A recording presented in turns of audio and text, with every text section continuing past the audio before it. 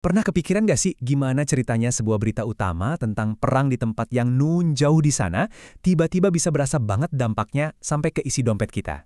Nah, inilah yang mau kita bedah kali ini. Kita akan sambungin titik-titik antara konflik di Timur Tengah dengan naiknya biaya hidup kita di Indonesia. Jadi, gimana persisnya ini bisa terjadi? Kok bisa sebuah operasi militer di belahan dunia lain ikut nentuin harga mie instan atau tarif ojek online yang kita bayar?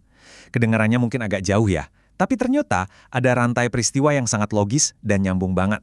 Yuk, kita telusuri bareng-bareng.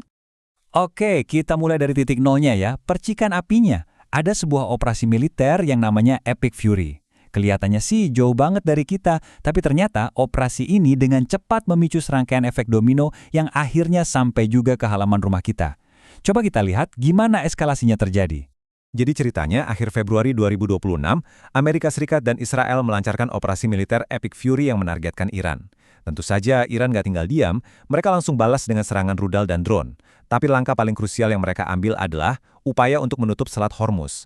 Nah, disinilah masalah besarnya dimulai buat seluruh dunia. Masalahnya, konflik ini nggak cuma berhenti di Timur Tengah aja. Hampir dalam sekejap mata, dampaknya menciptakan gelombang kejut yang luar biasa di pasar energi global. Sekarang, mari kita lihat gimana reaksi panik pasar dunia ini menjadi babak kedua dalam cerita kita. Jadi kenapa sih satu selat kecil ini bisa sepenting itu? Gini, Selat Hormuz itu ibaratnya arteri utama bagi perdagangan energi dunia.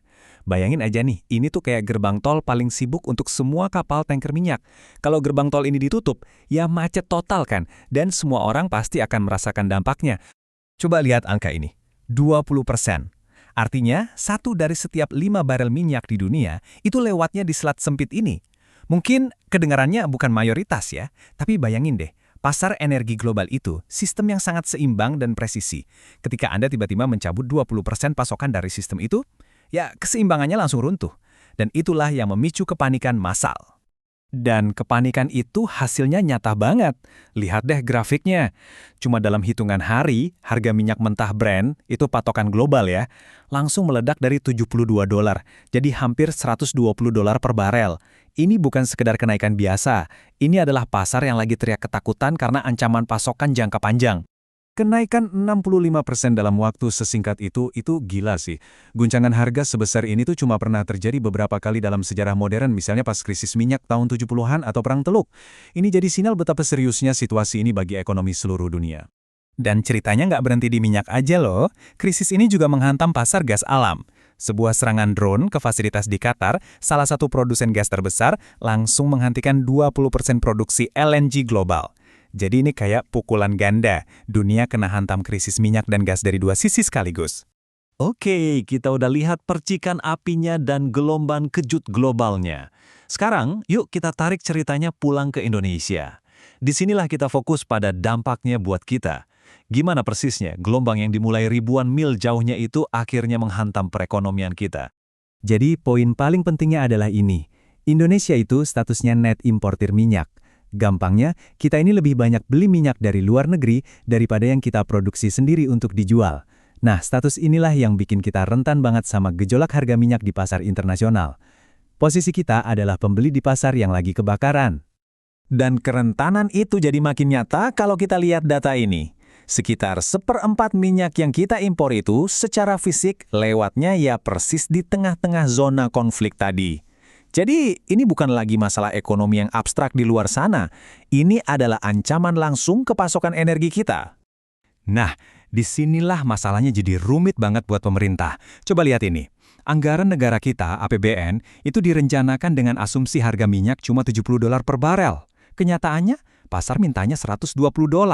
Kesenjangan raksasa yang kita lihat di sini, nah, gap inilah yang menciptakan tekanan finansial yang luar biasa besar pada anggaran negara kita.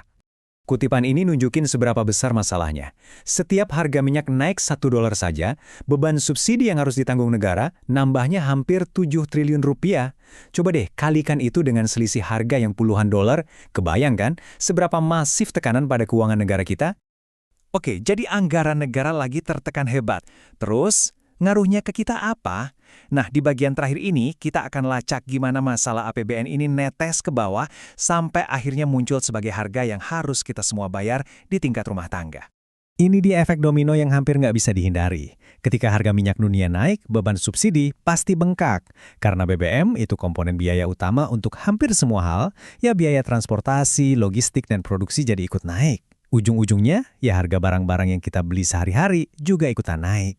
Dan ini bukan cuma teori loh, kita semua baru aja ngalamin skenario ini belum lama ini. Ingat kan tahun 2022, setelah harga minyak global naik gara-gara perang di Ukraina, pemerintah terpaksa naikin harga BBM dan kita semua merasakan dampaknya langsung ke inflasi. Nah, ini buktinya ada di data. Lihat deh lonjakan tajam ini. Begitu harga BBM naik di bulan September 2022, inflasi tahunan langsung lompat dari 4,7% ke hampir 6%. Itu bukan cuma angka, itu artinya laju kenaikan biaya hidup kita mendadak jadi lebih cepat. Dan inilah jawaban dari pertanyaan kita di awal tadi. Inflasi itu adalah saat di mana uang di dompet kita rasanya jadi lebih cepat habis. Ongkos transportasi naik, harga bahan makanan di pasar naik, bahkan harga sebungkus mie instan pun bisa ikutan merangkak naik. Semuanya kalau ditarik benang merahnya, ya balik lagi ke satu titik, harga 1 barel minyak di pasar dunia. Kondisi ini menempatkan pemerintah di posisi yang serba salah, kayak buah si malakama.